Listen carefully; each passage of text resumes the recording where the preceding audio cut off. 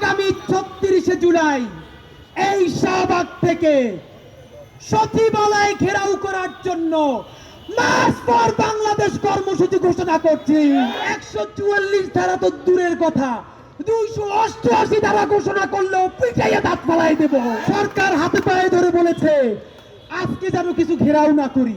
জুলাইয়ের ১৪০০ শহীদ, পিলখানার শহীদ, শাপলার শহীদদের পক্ষ থেকে, ইনকিলাব মঞ্চের পক্ষ থেকে ৪ দফা ঘোষণা করব। সময় দিচ্ছি আগামী ১০০ দিন। এই ৪ দফা যদি বাস্তবায়ন না হয়, আগামী ৩৬শে জুলাই এই শাহবাগ থেকে সচিবালয় ঘেরাও করার জন্য মার্চ ফর বাংলাদেশ কর্মসূচি ঘোষণা করছি। সরকার হাতে পায়ে ধরে বলেছে আজকে যেন কিছু ঘেরাও না করি। সময় দিলাম ১০০ দিন। এই ১০০ দিনে বাংলাদেশের প্রত্যেকটা জেলায় এখন ইনকিলাব মঞ্চ যাবে, লিফলেট দিবে, পোস্টার লাগাবে, শহীদের বাড়ি যাবে, জনসংযোগ করবে। আপনারা আপনাদের এলাকায় করবেন না? সেই জেলা ঘুরে শাহবাগে আসবো ৩৬শে জুলাই। শহীদের বাবা মায়েরা সামনে থাকবে আর আমরা কাফনের কাপড় পরে আসবো। আসবেন? সচিবালয়ে যাব। ১৪৪ ধারা তো দূরের কথা, ২৮৮ ধারা ঘোষণা করলেও পিটাইয়া দাঁত ফালাই দেব।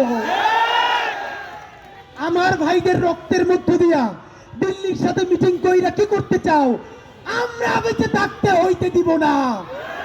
কর্মসূচি ঘোষণা করছি। ইনকিলাব মঞ্চের পক্ষ থেকে শহীদ সমাবেশ থেকে ঘোষিত ৪ দফা। ১, সরকারকে আগামী ১০০ দিনের মধ্যে জুলাই গণহত্যার দৃশ্যমান বিচার শুরু করতে হবে এবং গণহত্যাকারী আওয়ামী লীগকে প্রথমে নির্বাহী আদেশে, তারপরে আদালতের মাধ্যমে এবং সবশেষে রাজনৈতিক সমঝোতায় সাংবিধানিকভাবে নিষিদ্ধের ব্যবস্থা করতে হবে।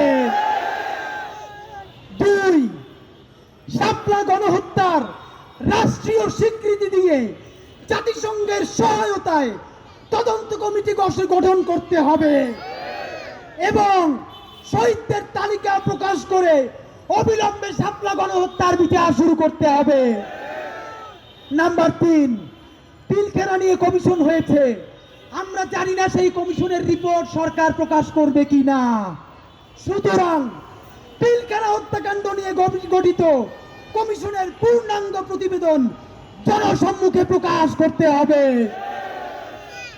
এই ৪ নম্বর দাবিটা সরকারের কাছে নয়, BNP, Jamaat Islami, NCP, AB party, ইসলামী আন্দোলন থেকে শুরু করে আপনাদের সবার উদ্দেশ্যে জুলাই জনতা বলছি, বাংলাদেশের সকল রাজনৈতিক দলের আগামী নির্বাচনী ইশতেহারে গণহত্যাকারী আওয়ামী লীগের পূর্ণাঙ্গ বিচারের বিষয়ে স্পষ্ট ধারা উল্লেখ থাকতে হবে। আগামী নির্বাচনে যেই দল নির্বাচনী ইশতেহারে আওয়ামী লীগের বিচার নিয়ে স্পষ্ট ঘোষণা দিবে না, আমরা তাদেরকে বয়কট করব।